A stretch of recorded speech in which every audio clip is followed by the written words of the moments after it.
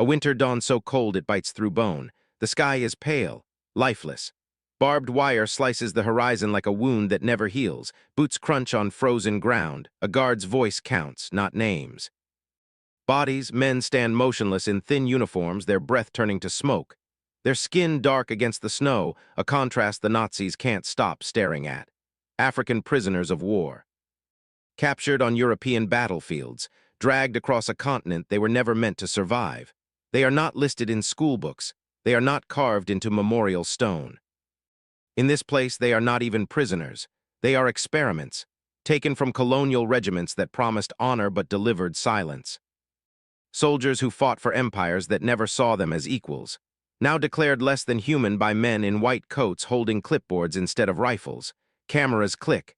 Measurements are taken. Skulls. Blood, pain. A theory is being tested here that suffering can prove superiority. That science can justify cruelty. That race can be reduced to numbers written in ink that freezes before it dries. Some of the men look straight ahead. Others stare at the wire, wondering if their families will ever know where they vanished. No letters will be sent. No records will survive. Just cold silence. And the quiet understanding that whatever happens next, no one is coming. A map spread across a polished European table. Straight lines cut through Africa like knife wounds. Borders drawn by men who would never live there. From those lines came soldiers.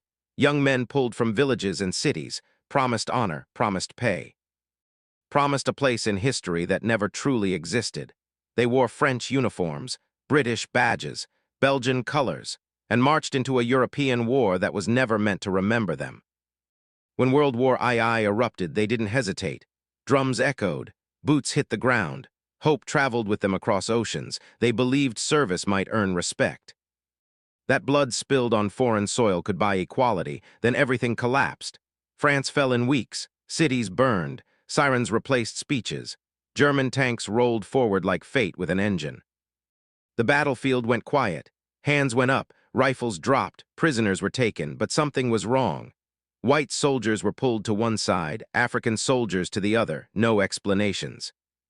No orders read aloud, just glances, measuring eyes, a silence that felt heavier than chains. The African soldiers waited, confused, exhausted, still believing they were prisoners of war. They weren't. They had been selected, not for survival, not for exchange, not for mercy. Iron gates opening with a scream of metal. A line of exhausted men pushed forward by rifle butts and shouting voices.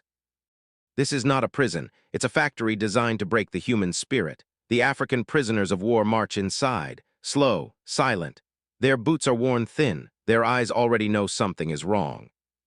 Cameras appear first. Flash, flash, flash. Faces are photographed like evidence. Bodies turned side to side. Every inch examined, recorded, reduced. Then the measuring begins. Tape pressed against skulls. Hands forced open. Jaws tilted upward by gloved fingers. Numbers replace names. White coats move through the room, calm and efficient. Doctors, scientists. Men who speak softly while deciding how much pain a body can endure. Blood is drawn, needles sink in. Samples labeled in neat handwriting. No one asks permission, they test reactions. Cold, heat. Hunger, they watch who trembles, who collapses, who survives longer than expected. Some prisoners whisper prayers. Some stare straight ahead, refusing to give them fear. Some think of home. A mother's voice. A village road at sunset. Children who believe their father is fighting bravely, somewhere far away. Inside the camp, none of that matters. Here they are statistics. Dark skin under fluorescent light. Living charts meant to support a deadly belief. The Nazis are convinced they're close now. Close to proof, close to validation. They point to clipboards and say, see? They call cruelty science. They call suffering data. But beneath the numbers, beneath the measurements and notes, something doesn't fit their theory. Because some of these men refuse to break. And that resistance, quiet, human, undeniable, is about to push the experiment into something far worse. A door slams shut. The sound echoes longer than it should. Cold rushes in first, not the kind that stings, the kind that erases feeling. Men are stripped down and forced into freezing rooms. Minutes stretch into hours. Breath turns shallow, skin cracks, the body begs to shut down, then the food disappears, days pass, stomachs fold inward, eyes sink. Hands shake as men fight the urge to collapse, needles follow. diseases injected on purpose. No treatment, no explanation, just observation. Clipboards fill, watches tick, doctors wait to see who lasts longer. This isn't medicine, it's theater. Cruelty dressed up as science, pain staged as proof. The Nazis expect screaming, begging, submission, but that's not what they get. In the darkness, a hand moves, a crust of bread is split in half. Shared even when it means less tomorrow. In the silence of the barracks, whispers rise, prayers spoken in Wolof, in Bambara, in Lingala. Words the guards can't translate, hope they can't confiscate. Some men refuse to cry out, not because it doesn't hurt, but because silence steals power from the ones watching. No data for them, no satisfaction. Every breath becomes resistance. Every heartbeat a rebellion.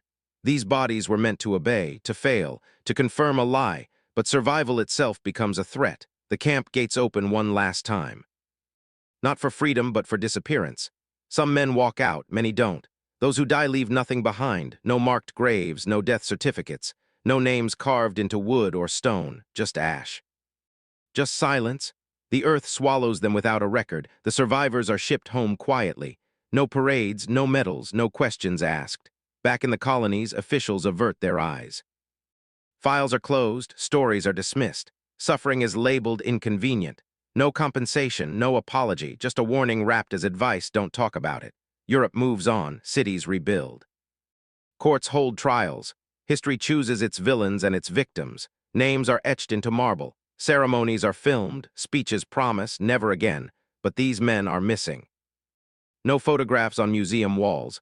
No chapters in textbooks. No minutes of silence. They fought fascism. They survived experiments. And then they were erased while still breathing. Imagine living with memories no one believes. Nightmares with no language allowed to describe them. A war that officially never touched you. History didn't forget them by accident. It moved forward without making room. A dusty archive room, lights flicker on after decades of darkness. A box is opened that was never meant to be seen again. Inside, fragments, yellowed documents. Medical notes written in calm handwriting. Cold, precise, clinical words describing suffering like routine maintenance. Then the photographs, faces staring straight into the lens. Numbers pinned to uniforms, swastikas stamped like ownership marks, not rumors, not legends, proof. Historians pause mid-breath, because what they're reading doesn't fit the story they were taught. African prisoners of war didn't vanish after the camps. They were removed intentionally, cut from reports, excluded from trials, omitted from memory. Files show decisions made quietly. Not by Nazis, but by the victors. Acknowledging these men meant admitting something dangerous. That racism didn't die in 1945. It didn't flee with the retreating armies. It stayed comfortable. Institutional. Governments chose silence over accountability, clean narratives over uncomfortable truth. And the realization hits like a delayed explosion. History didn't overlook these victims. It erased them. Every missing name becomes evidence. Every empty memorial an accusation. Every forgotten face a question aimed at the present.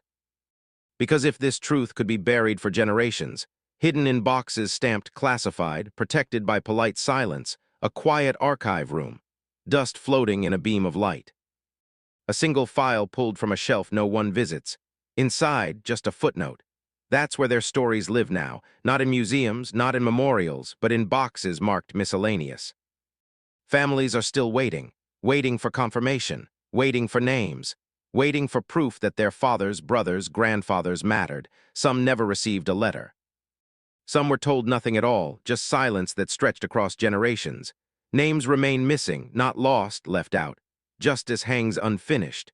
No trials for what was done to them. No apologies spoken aloud, no official reckoning. These men fought fascism, they wore uniforms, they stood on battlefields, they endured camps designed to erase them. And fascism didn't just try to kill them, it succeeded in something else. It pushed them out of memory. The world they helped save moved forward without turning back. Victory parades rolled through rebuilt streets. History books closed their chapters, and these men were nowhere inside. Imagine surviving hell only to be forgotten by heaven. Imagine knowing your sacrifice helped end a nightmare and realizing no one plans to remember you for it. A history book closing with a soft thud, the dust settles. And somewhere inside those pages there's empty space. This story isn't buried in the past. It's standing right here, watching us decide who matters. History isn't just written by victors. It's edited by silence. Some names are carved into stone, others are left in pencil, easy to erase. And when we don't question what's missing, the erasure becomes permanent. Racism doesn't always march in uniforms. Sometimes it whispers. Sometimes it files paperwork. Sometimes it just chooses not to remember. The forgotten African prisoners of war didn't only suffer under Hitler. They survived camps. They endured experiments. They fought an enemy that claimed the world was divided by race. And then they were erased by the peace that followed, by governments that wanted clean endings, by histories that preferred comfort over truth, by a world eager to move on without looking back. Listen closely. Silence isn't neutral. It protects something. Until we say their names, the lie remains intact.